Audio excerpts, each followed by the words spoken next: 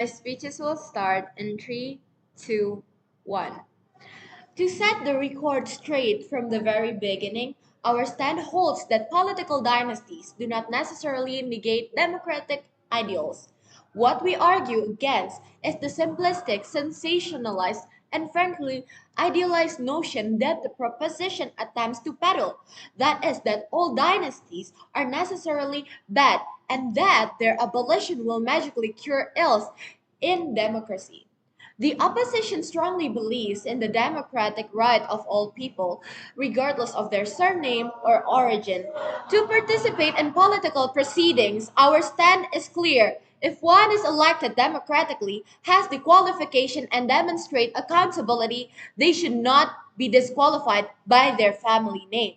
What we dismiss is the assumption that dynasties are inherently dangerous and illegitimate. We're not excusing corruption, nepotism, or exploitation of their power. Those are different issues, and they occur both within dynasties and outside of them. Our objective is to safeguard an open, merit based democracy in which all people, yes, including a former president's son or daughter, are entitled to run, win, and serve. Let's be clear. Political dynasties are not monarchies. Monarchies entail inherited power without the consent of the ballot. Dynasties, however, still need popular mandate, still face public scrutiny, and still fall under constitutional checks and also balances. If the people elect them time and time again, it is not a testament to corruption but to public trust, legacy, and political awareness. Let's not underestimate the intelligence of voters by presuming their brainwashed sheep that's condescending. Let's now deal with the firestorm the proposition attempt to ignite. Dynasties create unequal power relations. No, power becomes asymmetrical when institutions are weak, not because someone's last name is familiar. If the judiciary, legislators, and election commissions are doing their job, it does not matter whose cousin or brother is contesting. Abuse will be detected and punished anyways. That is why we need to repair the system, not target at the families. And this fixation on all those in power being relatives is just a generalization.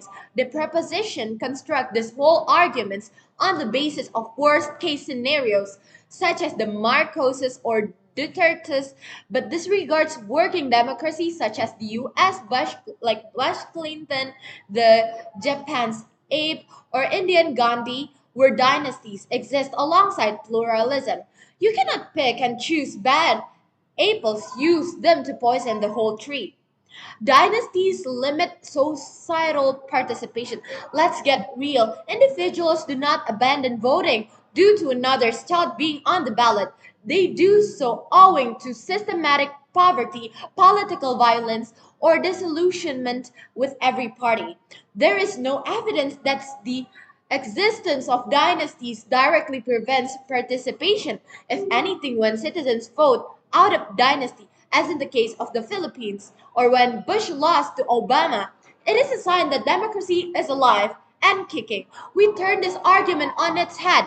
Dynasties promote participation because they offer a known point of a reference. Voters understand what they're doing, what they're getting, and its continuity, its stability. And they said it's unfair competition because of their legacy. First, merit isn't erased by legacy. Many dynastic candidates actually work harder to prove themselves, knowing the spotlight is twice as harsh. Second, politics is never a level playing field. Never. Whether it's wealth, whether it's beauty, charisma, or social media presence, everyone has their own advantages. If the proposition really wants equal footing, we could just appoint random citizens to office by lottery. Our goals goes beyond simply rejecting the proposition's idealism.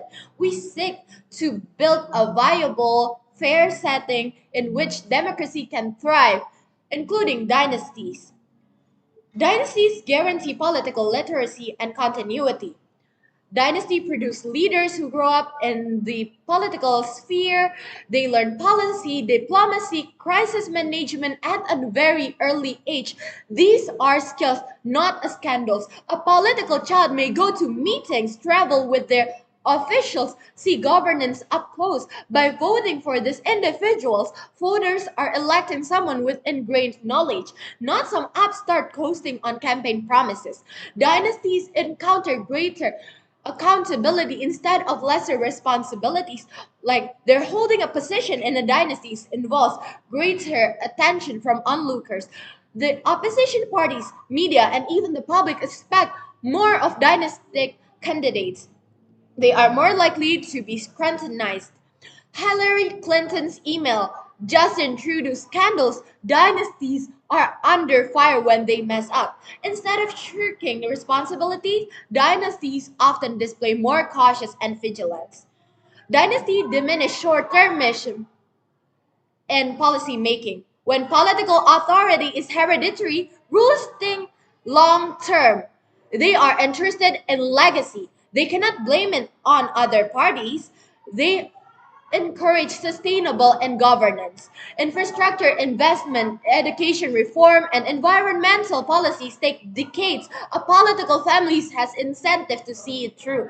This offers policy consistency that solo term non-members tend not to provide. We take this debate on three fundamental levels, principles. We believe in electoral liberty. They restrict it. Their reasoning would exclude individual on the basis of family alone, which is paradoxically undemocratic. Real world function. We provide a world where systems of checks and balances are strengthened regardless of who is in office. They destroy trust in institutions by shifting blame onto surnames. 3. Representation. Dynasties do not hinder representation, on the contrary, they frequently increase it. Women, minorities, and marginalized areas gain politically entry through familial channels. In conclusion, we ask the panel not to succumb to rhetorical scare tactics. Democracy is not so weak that it collapses at the mention of a recognizable last names. The proposition cries fire and says burn it down. We cry fire and say create a better fire department. Dynasties are not ideal. No system is, but they are not inherently evil, nor do they mean to end the democracy. Let people make their own choices. Let democracy thrive. In addition, we need to stop disparaging legacy and accept it for what it inherently is: expertise, dependability, and continuity. That's why we're so proud to oppose. Thank you.